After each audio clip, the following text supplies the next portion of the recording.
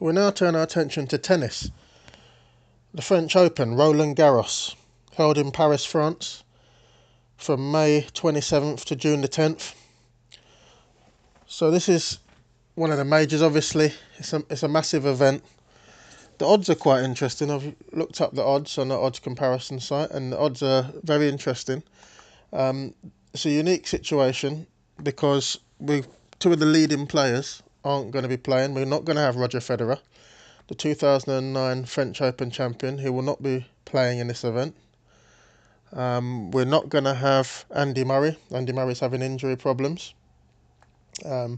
So straight away the market's got quite skewed at the top. I mean, Rafael Nadal was always going to be the favourite, having won the tournament umpteen times with an unbelievable record in this event with dominance over clay. He was always going to be the favourite, but he's a very short favourite. He was around evens and anti-post betting going back months. He was around even money. But now the best price you can get is 1 to 2. There are even 2 to 5s around in the market. That's how short Rafael Nadal is. And it's understandable. Two of the leading contenders will not be playing. Federer, who's just been wondrous, coming back to a wonderful form and coming back to major winning form in recent times. He's not in the event, so the odds have just been shortened. The bookies are just assuming that Nadal is going to walk away with it, and it's not an unfair assumption. Bear in mind, Nadal is a defending champion. He won it in 2017. 2015 and 16 we had Wawrinka and Djokovic, but then if we go from 2010 to 2014, Nadal was the champion all those years. 2010, 2011, 12, 13, 14 was all Nadal. Federer won it in 2009, and then Nadal's dominance started in 2005, running through to 2007. He won all those French Opens, so it's kind of understandable that in the absence of the likes of Murray and Federer, that he's the short favourite. But you know our ethos on this channel. We're not going to, run to the bookmakers and look to lay our money down at 1 to 2 on Nadal and leave it at that. We're going to try and find some value. And because of this rare situation where there's no Murray and no Federer, there is some value in the market. The odds on the other players have been pushed up. So we're basically taking a chance that, Nadal slips up, or a player in the draw comes up with a monumental effort and takes Nadal out. At first value, at first look, you'd say that's unlikely, and maybe we should lay the juice with Nadal at 1 to 2, but I'm just not comfortable with prices at that level. Nadal is completely dominant in this event. He's the best player on clay. There is no doubt about that. But in sport, you never know. It's very competitive these days. There's a lot of younger guys than Nadal. Nadal, he's kind of hit his 30s now. And there are a lot of young guns out there. You're very athletic, very hungry, doing amazing things on the tour, and we're going to look to those guys. We may even look to some of the older, more experienced heads to maybe, stand up to Nadal. Players that have played him over the years, players like Juan Martín del Potro, players like Djokovic, who may stand up to him. We're going to hope that either the young guns or one of the older names can maybe have him out in the earlier rounds leading to the final, and maybe open the door for someone else, for a shock winner, to come and offer us some sort of value. So we look at the market. I'm going to be looking at the best prices available for each player on an odds comparison site. So that way we can look at the very best prices available in the market. So let's see. Yeah, Nadal's 31 now. So even though he's playing extremely well and he's way from being over the hill, where we've seen Roger Federer his age, he's still performing at the top of the market. So, there's still time for Nadal, and he's the obvious choice. But we're going to try and find some other people. Dominic Thiem is 14 to 1, second in the betting. You've got Novak Djokovic 14 to 1, Del Potro 25 to 1, David Goffin 40 to 1, Nick Kyrgios 40 to 1, Dimitrov 45 to 1, Hyun Chun 50 to 1. He's been playing well recently. Marin Čilić 50 to 1, someone we've backed on this channel, but usually on hard courts and grass. That's his sort of specialist surfaces. Kei Nishikori 50 to 1, Stan Wawrinka 50 to 1, Lucas Pouille 66 to 1, Diego Schwartzman 80 to 1, Gaël Monfils 80 to 1, Pablo Carreno-Busta 100 to 1, Milos Raonic 100 to 1, Jo-Wilfried Tsonga, 150 to 1. David Ferrer, 200 to 1. And Richard Gasquet, 200 to 1. So those are the sort of players I'm going to be looking at. I've rifled through that list now. Now we're going to go into that list into a bit more detail. Dominic Thiem is a very good player. He's a young player. He's got a lot of good form on clay.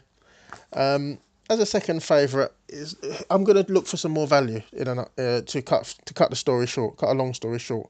I just think Thiem, he needs to become a little bit more familiar with performing in the latter stages of major tournaments. He's done well, but I don't think he's done enough to warrant backing at 14 to 1. So I'm going to look past him. Novak Djokovic is 14 to 1. He's got obvious claims. Worry we have with Djokovic, he's had injury problems in the last couple of months, years, and he hasn't been 100% himself. He's one of the greats of the game. Can he win the tournament? Most definitely. He's got the tools. But in recent times, I just have question marks about him. He is the 2016 French Open champion. 14 to 1, it's a reasonable figure, and I would not put anyone off from backing him at that number. It's not going to be one I'm going to select. But he has obvious claims. Obvious claims. 14 to 1, it's very rare you get numbers as big as that on Djokovic. Even with his recent sort of injury problems and form problems, he's been around 13 to 2, 7 to 1, even 6 to 1, in that range, 6 to 7 to 1. But now he's out at 14 to 1, so it's worth a second glance, but it's not going to be one I'm going to go for. I'm going to go for the next one in the betting, which is Juan Martín del Potro. He's 25 to 1. Now, in terms of him lifting the trophy, I'm not going to say a lot of the selections I go for, I'm not going to say that I'm hugely confident of seeing them lifting the trophy. But I could see them getting to the final. And they have got the attributes that you need to do well on clay. And someone like Del Potro has been around a long time. He's a major winner. He has a habit of beating the big names as well. So he's not afraid of the Federers.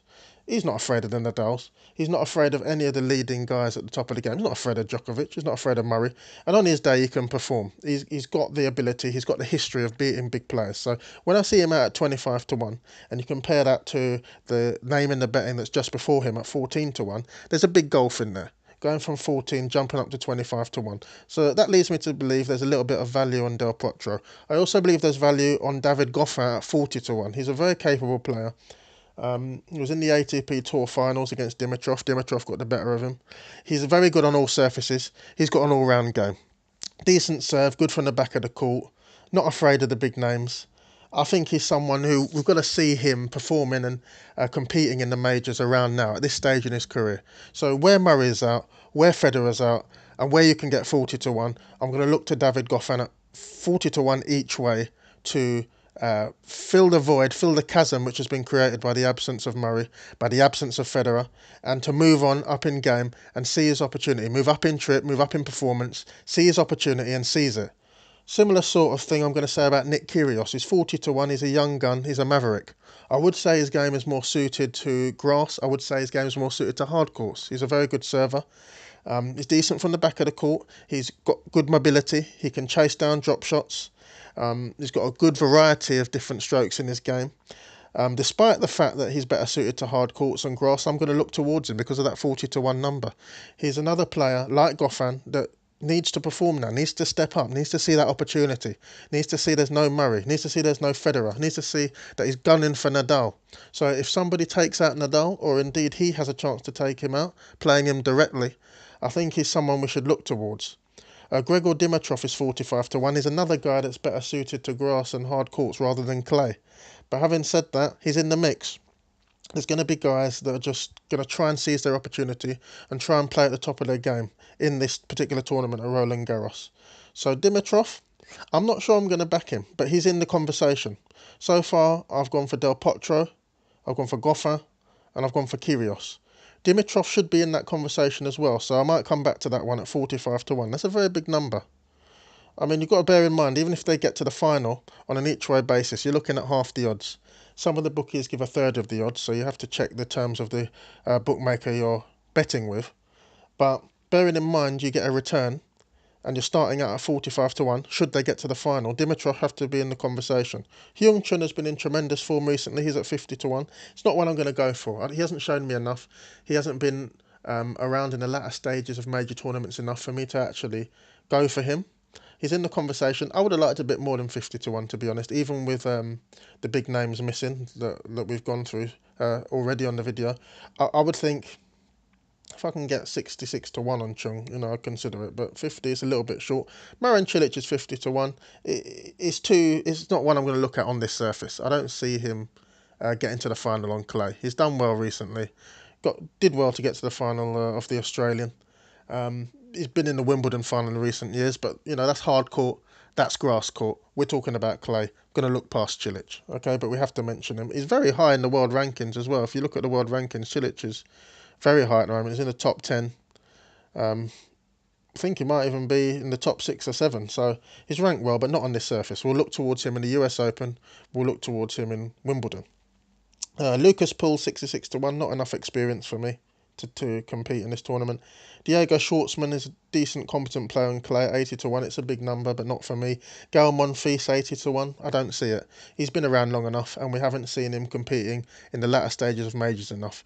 He's very athletic. He's a very good player. He's a very good from the baseline, but I just don't see it. It's not one for me. If he comes on and performs, well done, but it's not going to be one that I have confidence in this year. My Hail Mary selection, if you've listened to this channel before, you'll know that I look for usually odds at selections at the shorter end of the market. I'll have one or two. I haven't on this occasion in this tournament, the way the prices are set out. I'll have a few value plays, which I think are just value numbers in the market, and then I'll have some Hail Marys, which are just big numbers, taking a punt, taking a risk. Last year I looked at David Ferrer. He's 200 to 1 this year, and I think he's just aged a little bit too much. I don't see him getting to the final, so I'm not going to bother with David Ferrer this year. People in the conversation for the Hail Mary selection: Pablo Carreno-Busta at 100 to 1. Competent clay court player. Milos Raonic, 100 to 1, but I won't take that because he's grass court player, hard court player. Big serve, not suited to clay, I don't think. And he's not been in the form that we've been accustomed to from him, coming back from injury. Jo-Wilfried Tsonga, 150 to 1. He's been around forever. He's performed well on hard and grass courts. He's playing in front of his home crowd, but I just think his time has passed in terms of winning majors. I just think he's a little bit too old now. So I'm not going to take Tsonga at 150 to 1. Richard Gasquet is there at 200 to 1. He's a tremendous player, good, decent on clay, but I just don't see him. I just don't see him doing it. I just don't see him winning the French Open or getting to the final. I'm going to take Pablo Carreno-Busta as my Hail Mary selection at 100 to 1. I've missed out Alexander Zverev here, you know. Alexander Zverev, young player, very good fitness, very mobile around the court. Young player, I mean, you can get him at 22 to 1. I think that's actually quite tempting. I could see Zverev getting to the final and giving Nadal a game. He's out at 22 to 1, so that might be one I need to look back on. So far, we've got Del Potro as a value play each way. We've got David Goffin, 40 to 1, value play each way. Nick Kyrgios, value play each way. Hail Mary selection, we've got Pablo Carreno-Busta. I'm actually going to add Zverev. I'm going to add Zverev at 22 to 1 each way. That will be the shortest price selection I take. He's a young player. He's fearless. That's what I like about him. It's going to be a challenge to compete with Nadal in this tournament, but I'm going to take him. I think 22 to 1 it's a good number. I think it's about right. Bearing in mind we're missing Federer and we're missing Murray. I mean, he could have easily... There's a lot of other bookies offering 16 to 1 and 18 to 1. So if 22 to 1 is available in the market, I'd take it. So to summarise my selections, I'm going to take Alex Zverev, 22 to 1 each way. Del Potro, each way. Goffin, each way. Del Potro is 25 to 1. Goffin is 40 to 1. Nick Kyrgios is 40 to 1. I'm going to look past Dimitrov. As my Hail Mary selection, I'm going to go for Pablo Carreno-Busta. It's wide open. No Murray, no Federer. Big opportunity for other players to step up at big numbers. If you've seen any big numbers in the market, or are there any names that you think have a chance, please put them in the comments and please tell us why.